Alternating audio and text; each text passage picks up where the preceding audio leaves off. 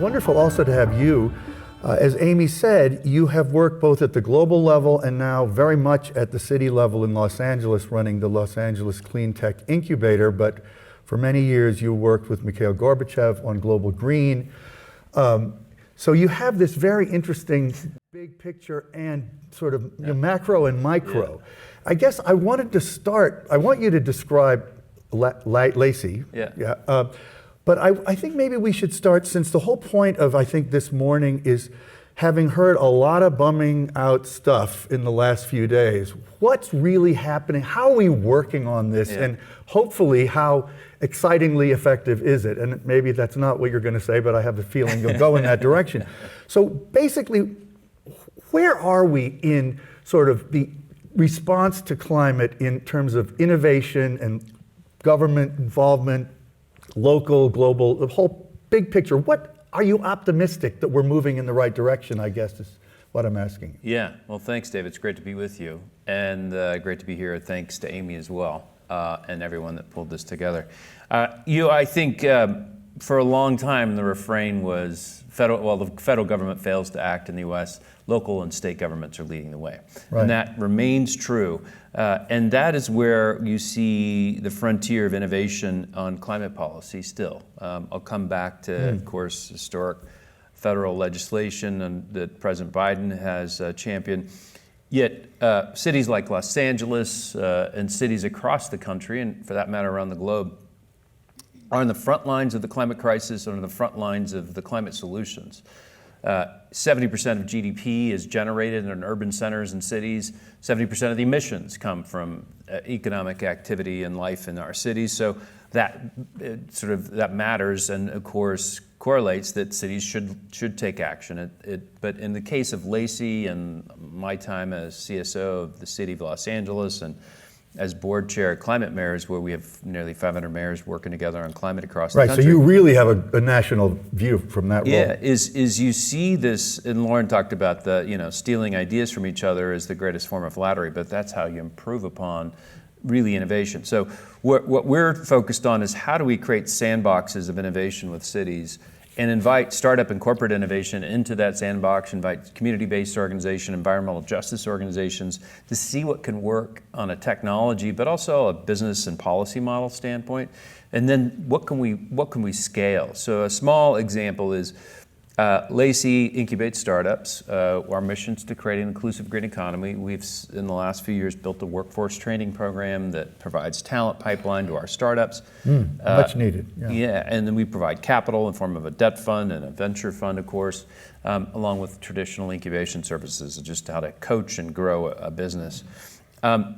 So what we did is we said to the community, what transportation electrification or mobility solutions are needed? And one of the ideas we got back was from the Public Housing Authority saying, our residents lack access to not only adequate transit, but a reliable car. And in LA and many urban centers, access to a car is really important for upward economic mobility, let alone just for life's needs. So we piloted a EV car share program. Now, EV car share or car share generally has been around a long time. The economic model has been a struggle, particularly in the US. We're seeing some models scale.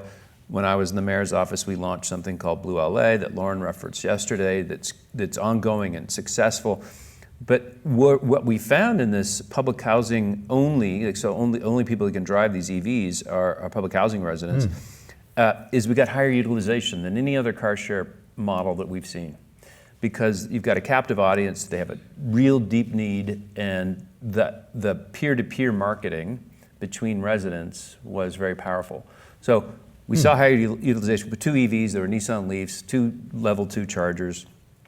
We added more recently e-bike sharing as another offering for the residents to see how that's Is that as a business or is that a non-profit? How does that work? So we took some government dollars to subsidize the cost of, so the company we brought in called Envoy, they just got purchased by Blink. They're now going to be known as Blink Mobility.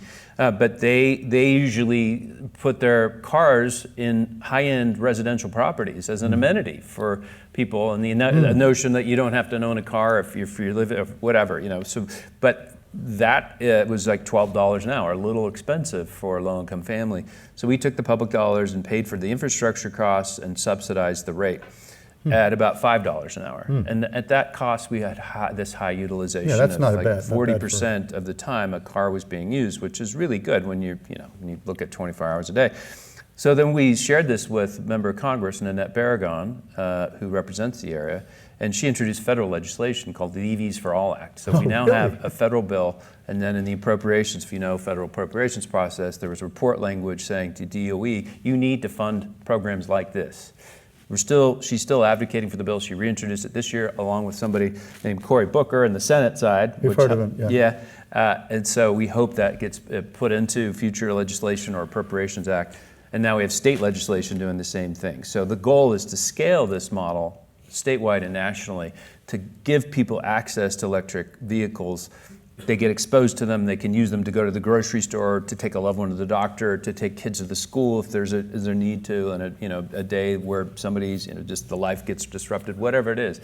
And we know that that way we get charging into low-income neighborhoods. We get electric vehicles, and if people can afford an EV, they can take advantage of the used EV tax credit in the Inflation Reduction Act to be able to help make it easier to do so. Well, being a New Yorker, my city is really moving in some extremely aggressive ways on climate, which I'm very proud of. But some of these things, even New Yorkers haven't fully digested. And I'm curious, I want you to talk about this kind of thing in the national context, especially in light of the IRA. But the thing I like the best is this Local Law 97, where basically they're going to measure the emissions profile of any building more than 25,000 square feet.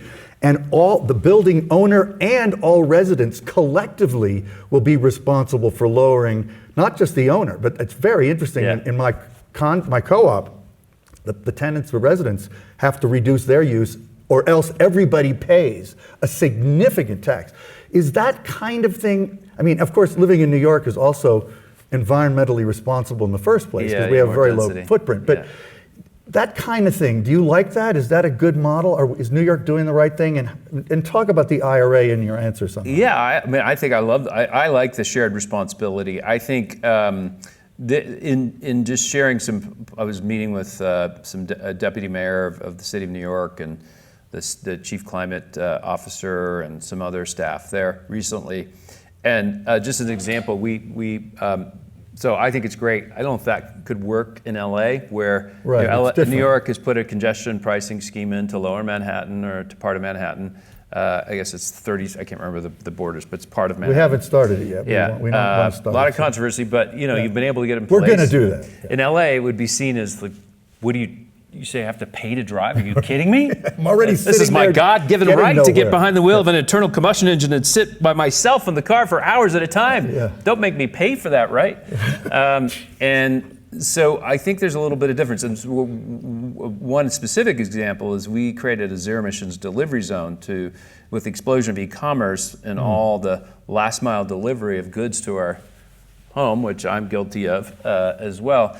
Is how do we get those vehicles to be zero emissions, particularly in higher density places like Manhattan or downtown Santa Monica or downtown Los Angeles.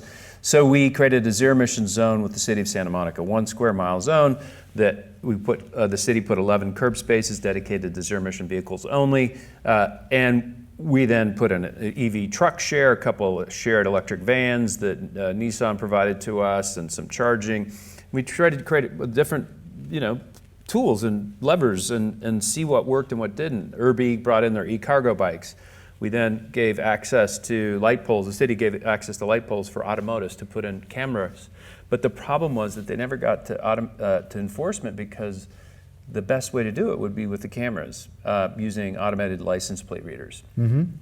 Now, California's politics on privacy is such that a lot of cities are reluctant to do that. So we've been writing legal memos and saying this is different than complicated. But in New York, they were like, we don't have a problem with that. We've been reading license plates ever since 9/11, basically. Yeah, exactly. So it was just interesting, the difference in the cultural aspect politically and in terms of how that translates into policy. So it's a long way of saying, I think that's great. We have mandates for existing building energy efficiency in California that I played a role in getting passed many years ago as well at the local level. But the enforcement is a lot harder, but having that shared responsibility, I think, is fantastic. Yeah, but you're really good at navigating the complexities of actually implementing things. So I want to get your perspective on the IRA and how much of a landscape-altering thing you see it to be, and whether we need more. I mean, what's your general perspective? Well, it's a game changer. We've all been begging and pushing and cajoling and advocating and moving the needle at every level to try to get federal action. So many of us, and it finally happened. The bipartisan infrastructure law, and then most importantly, the Inflation Reduction Act, as well to a great extent, CHIPS and Science Act. $500 billion over roughly 10 years could unlock trillions and trillions of private capital. We need trillions a year, really, to tackle the climate crisis. Yet, the Inflation Reduction Act is going to play an enormous role. Now, our challenge is how to go from policy to implementation. That's been a theme here. Yeah. And so how do we make sure people know that there's a 30% tax credit they can access when they are doing putting a charger or solar or battery storage, to actually also upgrade their panel, their electrical panel, which people don't think about, but is a really important piece of unlocking how we're going to get building electrification and decarbonization, is upgrading the electrical panel. And you get subsidies even for that. Yeah. So it's part of it's education. Part of it is working with businesses like the startups we incubate, existing small businesses, major corporations, to really go after that addressable market and optimize the utilization of those incentives and deliver the innovations that we know that are there now and that just need to be put in place. Okay, but for somebody who was advocating for solar power on a kind of global scale in your global job, 20 years ago, right? Do you feel like, that's a long time that you've been working on this. Yeah. And yet the problem, obviously, which we've disturbingly heard, is getting so much worse in so many ways. Yeah. Companies aren't moving fast enough. There's a lot of great new levers being introduced, but we still have to up the acceleration of response. How do you feel about whether we're gonna get there? Well, there's cognitive dissonance. There's the reality on one hand, which we've heard a lot about, and then there's hope. The sense that what makes us unique as humans is hope and love and an opposable thumb. And so, how do we rely on that? Those are good things. As our potential, because technology alone is not going to save us. We have all the technology we need. Now we have the kind of level of investment we need from the federal government. Now it's about political will and implementation and actualization, if you will. So we need to get about the business. So 20 years ago, we were pushing for a global solar fund at the World Summit on Sustainable Development in Johannesburg. People were like, "You're crazy, $50 billion?" Well, that was the level of magnitude we needed. And then we did a report card grading governments around the world on how they were doing. And now we see that level of investment. Now, China investing in the manufacturing of solar was disruptive, but the incentives in Germany and Spain and California, of course, really on the demand side were huge and created now solar markets. And when people used to say, "Why are you picking winners and losers?" Well, solar was the only technology that could scale. Now it is there. It's sort of just seen as a good homeowner or a good building owner competence. It's not even about climate action or some additional consideration. How do we get to the cost same savings? Yeah. How do we get to the same thing with heat pumps? How do we get the same thing with battery storage? How do we get the same thing with EV charging? How do we get the same thing with EVs? I think that's beginning to happen. It's beginning to happen. Good. Okay. Well, Matt's going to stay up here with me. We're going to get 3 more people join us in a second. So, Matt, thank you. Thank you, David. And you will continue here.